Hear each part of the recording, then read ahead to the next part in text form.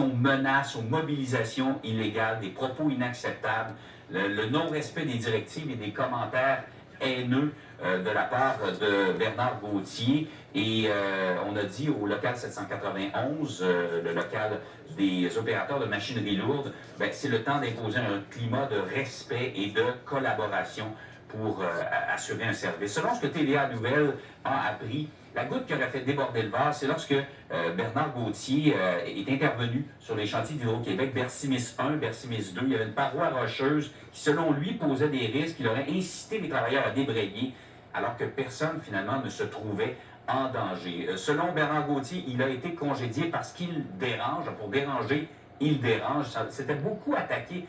D'abord, son cheval de bataille, il faut se le rappeler, c'est les travailleurs de la Côte-Nord qui faisaient leur place sur les chantiers de la Côte-Nord. Je pense que là-dessus, il a la sympathie de pas mal tout le Québec.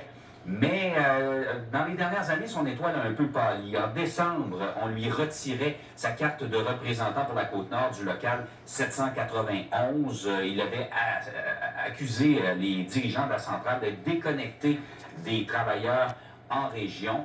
Mais on pouvait s'attendre à ce qu'on prenne d'autres actions contre Bernard Gauthier. Il dit que son congédiement n'est qu'un revers et que, comme un chat, il a plusieurs vies. Rappelons son parcours. Il est originaire de Rivière-Pentecôte sur la Côte-Nord, représentant du local 791 de la FTQ sur la Côte-Nord depuis 2003, donc depuis plus d'une vingtaine d'années. Vous le voyez à la commission Charbonneau, il avait représenté, et je pense qu'il avait là encore eu la sympathie d'une bonne partie du public, malgré ses écarts de langage, appelons ça comme ça, mais il avait été critiqué pour de l'intimidation sur les chantiers.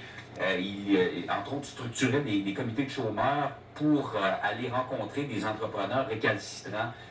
Des fois, ça dégénérait un peu. Il dit qu'il n'a jamais été un ange, mais qu'il essayait de s'améliorer. Donc, constamment, son combat, c'était la défense des droits des travailleurs de la Côte-Nord et de leur assurer une plus grande place sur les différents chantiers. Ça, c'est en 2014, la commission Charbonneau. Il y a une biographie de lui qui avait été publiée en 2014. En 2016, il se présentait pour le Parti citoyen au pouvoir du Québec. Et vous le voyez, pendant la crise sanitaire, on l'a un peu comme par surprise vu se joindre à ce qu'on a appelé à l'époque le convoi de la liberté. Vous voyez des images prises sur la colline parlementaire à Québec.